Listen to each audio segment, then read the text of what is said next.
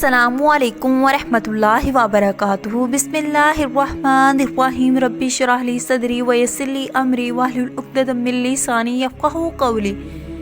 آج کا ہمارا موضوع رمضان المبارک میں کرنے والے نیکی اور احسان کے کام۔ رمضان المبارک کی رحمتوں اور برکتوں سے فائدہ اٹھانے کے لیے نیکی کے کاموں کی بہت فضیلت ہے۔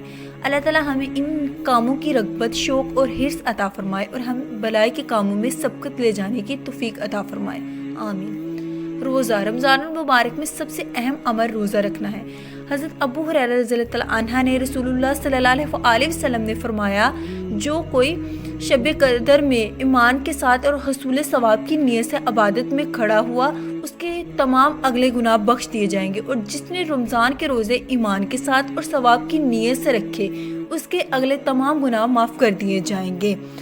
دوسرا کام صدقہ خیرات۔ صدقہ خیرات کرنے سے مراد ہے اللہ تعالیٰ کی خوشی کے لیے مال سے محروم لوگوں پر خرچ کرنا، انہیں کھلانا، کھانا کھلانا، اناج فراہم کرنا، لباس پہنانا، ان کی دعا کا انتظام کرنا، قرض داروں کا بوجھ اتارنا، بے سہاروں کا سہارا بننا وغیرہ۔ لہٰذا رمضان میں عام دنوں کے مقابلے میں یہ اہتمام کہیں زیادہ کرنے کی ضرورت ہے۔ رات کا قیام۔ رسول اللہ صلی اللہ علیہ وسلم رمضان المبارک کی راتوں میں جاگتے تھے اور آخری 10 راتوں میں اپنے گھرانے کے دیگر افراد کو بھی جگاتے تھے۔ حضرت ابو ہریرہ رضی اللہ عنہ سے روایت ہے کہ رسول اللہ صلی اللہ علیہ وسلم نے فرمایا، جس نے رمضان کی راتوں میں بیدار رہ کر نماز تراویح پڑھی اور ایمان اور ثواب کی نیت کے ساتھ، اس کے اگلے تمام گناہ معاف ہو جائیں گے۔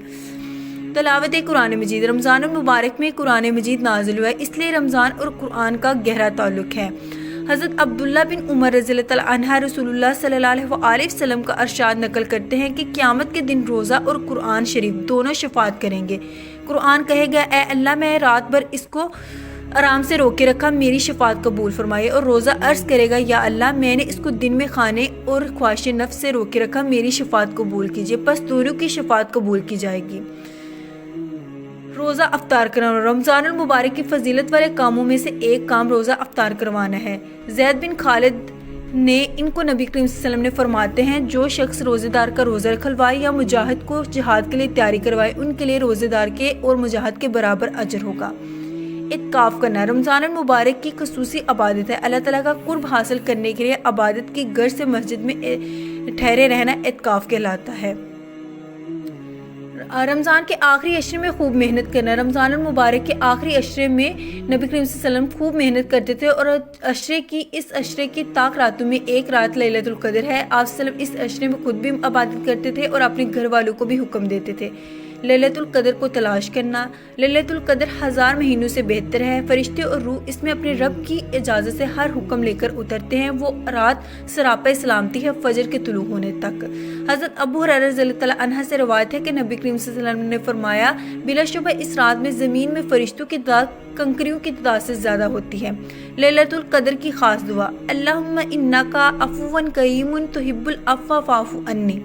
عمرہ کرنا۔ رمضان المبارک میں عمرہ کرنا فضیلت کے کاموں میں سے ہے۔